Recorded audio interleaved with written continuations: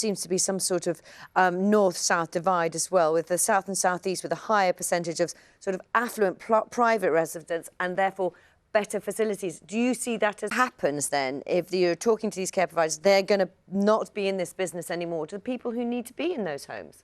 Executive Chairman of the National Care Association, thank you very much for your time this morning. Thank you. It's 43 minutes past 6. Good morning. You're watching Breakfast. Carol has the weather for us this morning and a field of daffodils. Good morning, Carol. Amazing. You can see more of that story on Horizon, Ice Station Antarctica, BBC 2 tonight at 8 o'clock. Anything with the words ice station just sounds good, doesn't it? Yeah. I'm going to watch that. Time now to get the news, the travel and the weather wherever you are this morning. See you in a few minutes. Yeah.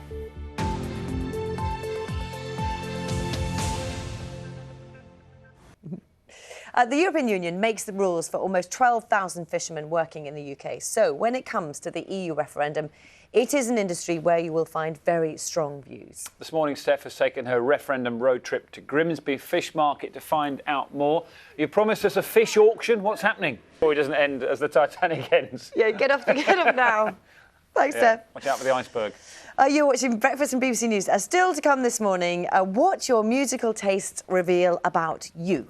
Dances back in my day.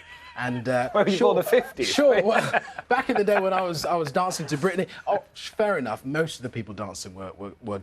This morning, Steph has taken her referendum road trip to the docks of Grimsby Fish Market to find out if trawlermen think there might be rough seas ahead. Not today, they aren't, though. Let's talk to her now. Morning again, Steph.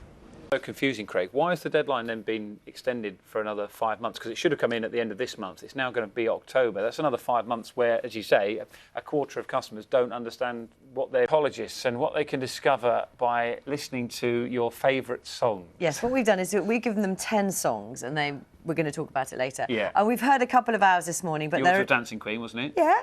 Yeah, Ore was a bit of Britney Spears. We haven't heard yours yet. No? OK, save it. Yours is later. Whose is this one? Nice to have you on this morning to ask you to read something for us. So you're going to read one of your poems called Prayer, is that right? Yes, I'm delighted to read Prayer. OK, well, the camera is yours. Take it away. Thank you. Prayer. Some days, although we cannot pray, prayer utters itself, so a woman will lift her head from the sieve of her hand. As well. Thank you so much, Steph. It's been great fun watching you. Excellent use of crates as well. Yep, Seats for our great guests. colouring. Excellent.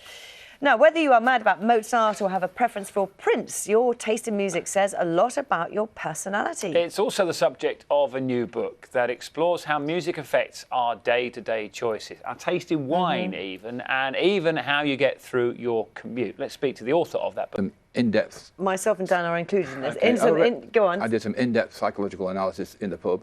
The way people actually act as well. And one thing you found was that Barry Manilow has this huge fan base, obviously, around the world, but it was playing Barry Manilow music, which you hear some of now, was a very good way of getting people to stop standing outside shopping centres. That's right. To be around this kind of music, Exactly. you're not. So, if you've got any music, if you're experiencing